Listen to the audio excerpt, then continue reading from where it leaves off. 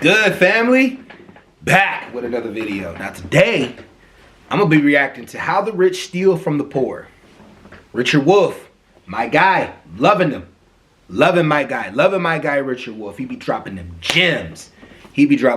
However, though, if I don't like what he got to say, I'm going to challenge it. Because that's what we do over on this channel. On this channel, we state our opinions and we give it the way we need to give it. We don't pander.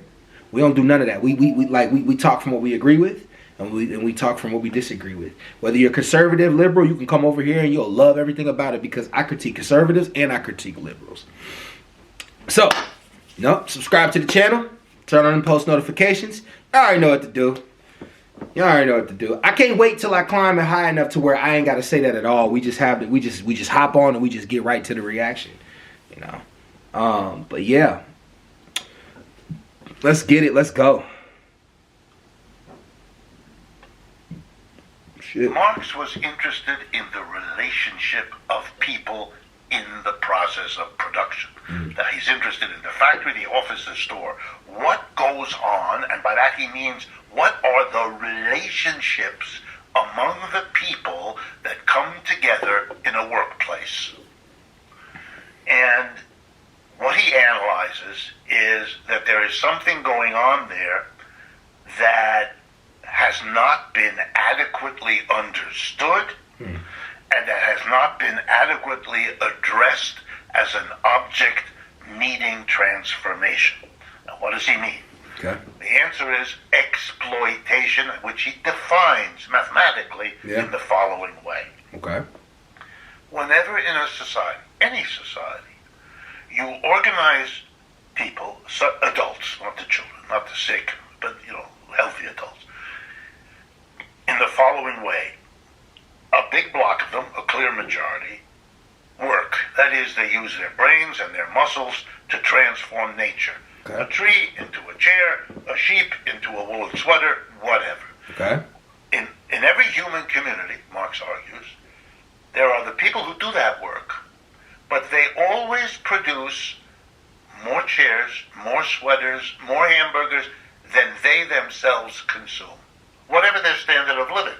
Doesn't have to be low, can be medium, can be high, but they always produce more than they themselves consume. Okay. That more, by the way, Marx, when he writes this, uses the German word mehr, M-E-H-R, which is the English equivalent of more. It's the more. That more got badly translated into the word surplus. Shouldn't have been, but it was. By the way, by German and English people doing that is I didn't know that. Surplus. More translated into surplus. Didn't know that. I did not know that. That is a powerful thing to drink in when you understand micro and macroeconomics. When you understand how economics works, what he just said was very powerful to understand. Very powerful to understand. You guys really need to dive into Richard Wolff. I think Richard Wolff is literally a genius when it comes to these topics, man. He understands it. And like when people debate him or when people don't like him, it's funny because they always say he doesn't really truly understand capitalism or he's a capitalist himself because he sells his book. And I always think it's funny, I'm like, yeah, we live in a system where you have to abide by the system in order to survive in the system. So he's got to move accordingly within the system. However, though, he's offering solutions to a better way through the system. He's using the system to offer the system better solutions, right? And that surplus, that was good. I didn't know that. The wrongly translated is definitely something that you can say. But let's keep going. You know what I mean? The translations. What's the difference between more and surplus? Is there a nuanced? Good question. Because surplus has a notion of it's discretionary, it's sort of extra. He's not making a judgment that it's extra. It's a simple math equation. Yes, very simple. One minus the other. Yes. X minus Y. Versus, X is the total output. Y is the consumption by the producer. Therefore, X minus Y equals S, the surplus. Facts. Exactly. Now, Marx argues, the minute you understand this, you will ask the following question. Okay. Who gets the surplus? Who gets this extra stuff that is made but not consumed by those who made it. And Marx's answer is, therein lies one of the great shapers of any society. How is that organized? For example, who gets it?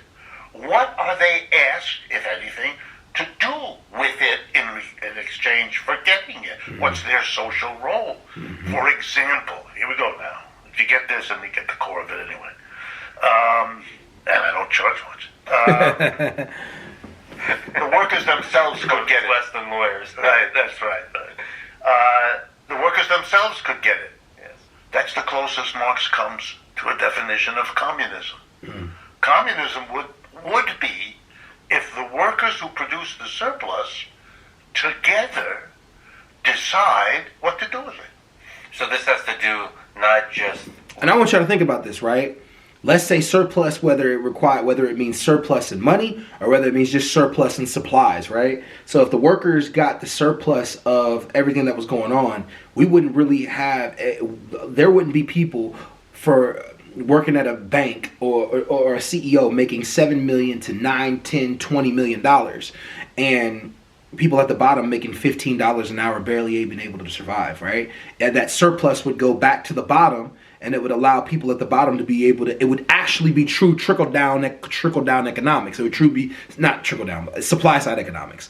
But it would really truly be supply side economics when it came to the money side of it. Or let's just say the surplus of things that are made, right? If you make 20,000 cars and you only can sell 5,000 of those cars, and then you give another 5,000 to the workers, I mean, like, what's wrong with that? You know what I mean? You're giving people who created the product anyway,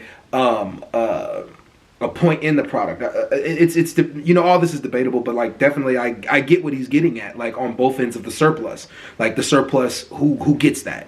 Who gets that? But let's keep going. With who gets it, but more importantly, who gets to decide who gets it. Well, who gets it and who gets to decide what to do with it, right? Mm-hmm. Because you can't decide it if you don't have disposition over it. Mm-hmm. So just the logic of the word sequence. It's produced.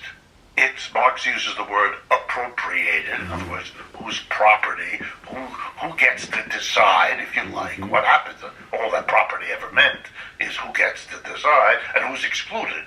That's a clean definition of communism, Frank. Right. And that's by the way, it's not just clean. It's the only one. So can we just linger on the definition of exploitation in that context? Easy. Becomes very easy then. Exploitation exists if and when the surplus that's produced is taken and distributed by people other than those who produced it. Slaves produce a surplus which the master gets. Serfs produce a surplus which the lord gets. Employees produce a surplus which the employer gets. It's very simple.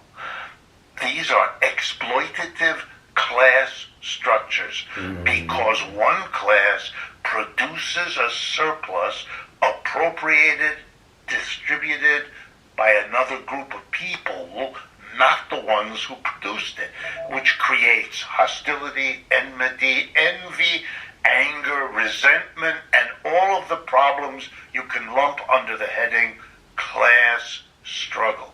I use a metaphor, simple metaphorical story. You have two children, let's assume, and you take them to Central Park, a few blocks from here.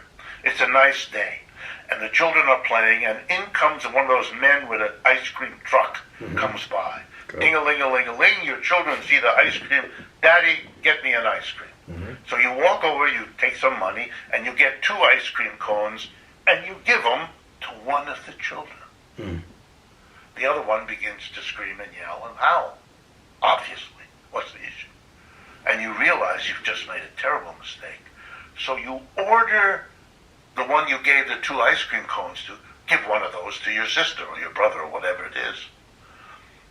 And that's how you solve the problem. Until a psychologist comes along and says, you didn't fix it by what you just did. You should never have done that in the first place.